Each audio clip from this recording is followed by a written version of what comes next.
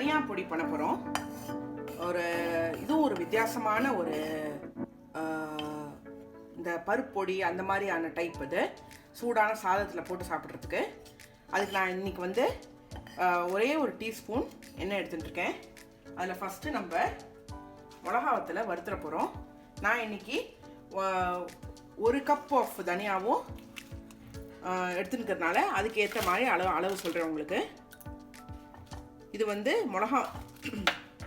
மிளகாத்தில் வந்து காரம் இல்லை, அதனால் நான் வந்து இன்றைக்கி ஒரு 10 to 15 போட்டுட்ருக்கேன்.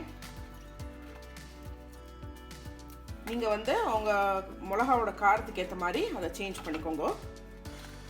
இது வந்து காரமாக இருந்தால் நல்லாயிருக்கும், ஏன்னா சூடான சாதத்தில் நம்ம போட்டு சாப்பிட போகிறோம். காம்பு இருந்தால் தப்பு இல்லை, பட் ஸ்டில் அது நாக்கில் கடிக்குங்கிறதுனால நான் சிலதெல்லாம் எடுத்துக்கிட்டேன், ரொம்ப பெருசாக இருக்கிறதுலாம். எப்போதுமே மிளகாவத்தில் வந்து நீங்கள் தேங்காய் எண்ணெயில் ஒரு வறுத்துட்டேன் அப்படின்னா காந்தாது, ஆற்றுல வந்து நெடி ஏறாது. இன்றைக்கி நான் வந்து ஒரே ஒரு டீஸ்பூன் அந்த மிளகாவத்தில் வறுக்கிறதுக்கு மட்டும் எண்ணெய் ஊற்றிட்டுருக்கேன். நெக்ஸ்ட் என்ன போடலாங்கிறது இப்போது மிளகாவத்தில் வறுத்து எடுத்தப்புறம் பார்க்கலாம். மிளகாவத்தில் நல்லா வறுப்பட்டுட்டு இதை எடுத்து வச்சுக்கோங்க. ஒவ்வொரு பொருளாக போட்டு வறுக்க போகிறோம்.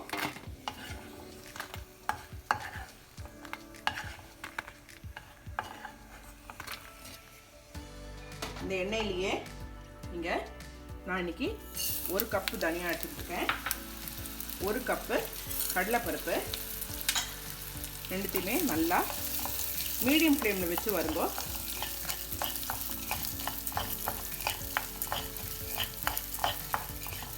இது வந்து சூடான சாதத்தில் ரொம்ப ரொம்ப ரொம்ப நல்லாயிருக்கும். இது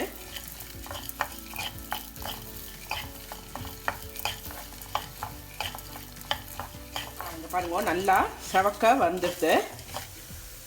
இப்போ வந்து நீங்கள் இந்த அளவுக்கு ஒரு சின்ன சைஸு புளி, கொட்டை இல்லாமல் கோது இல்லாமல் பார்த்து போட்டுக்கோங்க. அதையும் நல்லா வறுத்துடணும். அதாவது இதுக்கு என்ன கணக்கு அப்படின்னா, எந்த கப்பால் நீங்கள் தனியா எடுக்கிறீங்களோ அதே கப்பால் நீங்கள் வந்து கடலைப்பருப்பு எடுத்துக்கோங்க. அதுதான் இது கணக்கு, 1:1. அண்ட் காரத்துக்கு தகுந்த மாதிரி வத்த மிளகா. அப்புறம் இப்போ நம்ம இதுலேயே அதுக்கு தேவையான அளவு உப்பு போட்டுற போகிறோம். நான் இன்றைக்கி கல் உப்பு எடுத்துட்டுருக்கேன். நான் வந்து என் கையால் ஒரு கை போடுறேன். நீங்கள் ஏன் வந்து உப்பை வந்து அதோட சேர்த்து வறுக்கணும் அப்படின்னா, உங்களுக்கு வந்து நாள் பட வரும். இல்லைனா உப்பு வந்து தண்ணி ஊற்றிட்டோம் இல்லையா, ஆனால் நீங்கள் வறுத்துட்டே அப்படின்னா நாள் பட இதெல்லாம் நிறைய நாள் நம்மளுக்கு வரப்போகிறது டிஷ்ஷு. அதனால் நீங்கள் வந்து அது சேர்த்து வறுத்துட்டேன்னா ரொம்ப ரொம்ப நல்லது. அப்புறம் இதுலேயே நீங்கள் தேவையான அளவு பெருங்காயம். நான் இன்றைக்கி ஒரு 3 சிட்டிகை போட்டிருக்கேன். 3 சிட்டிகை பெருங்காயம். கட்டி பெருங்காயம் இருந்ததுன்னா நீங்கள் புளி போடுற இல்லையா, அந்த டைம்லேயே நீங்கள் போட்டு வறுத்துடலாம். நல்லா ஆறின உடனே இது எல்லாத்தையும் சேர்த்து கோர்ஸாக நம்ம அரைச்சி விட்ட சாம்பாருக்கு அரைப்போம் இல்லையா, அந்த கோர்ஸாக நீங்கள் அரைச்சா போகிறோம், தண்ணி விடாமல் பொடியாக. இது ஆறின அப்புறம் எப்படி அரைக்கிறதுங்கிறத பார்ப்போம். இப்போ நம்ம இதை பொடியாக அரைக்க போகிறோம்.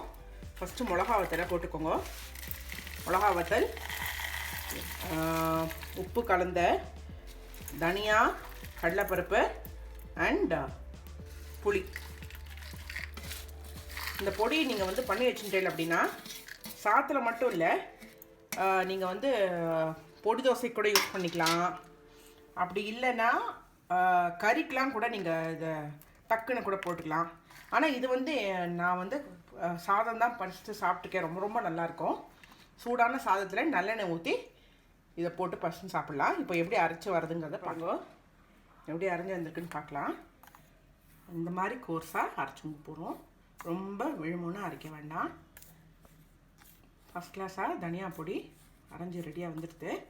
இது நீங்கள் ஷெல்ஃப் லைஃப் ஒரு 4 to 5 months கூட வரும், எந்த பிரச்சனையும் இல்லை. என்னதில் நம்ம எந்த விதமான கெட்டு போகிறதுக்கான எந்த சாமானும் ஆட் பண்ணல, நல்லா வேறு வறுத்துட்டோம். அதனால் இது நீங்கள் பண்ணி வச்சுட்டேன் அப்படின்னா டக்குன்னு ஒரு சாதம் மட்டும் வெடிச்சிட்டா அப்பளம் 2 பொரிச்சிட்டாலே போகிறோம். இதை நம்ம பிசைஞ்சு சாப்பிடலாம். இது எப்படி இருக்குன்னு ஆட்டில் பண்ணி பாருங்கோ. எங்களுக்கு மறக்காமல் ஃபீட்பேக் அனுப்புங்கோ. எங்கள் வீடியோவை லைக் பண்ணுங்கோ, ஷேர் பண்ணுங்கோ. எங்கள் பாலக்காடு மாமிஸை சப்ஸ்கிரைப் பண்ணுங்க. உங்கள் ஃப்ரெண்ட்ஸ்க்கெல்லாம் ரெக்கமெண்ட் பண்ணுங்க. Thank you so much.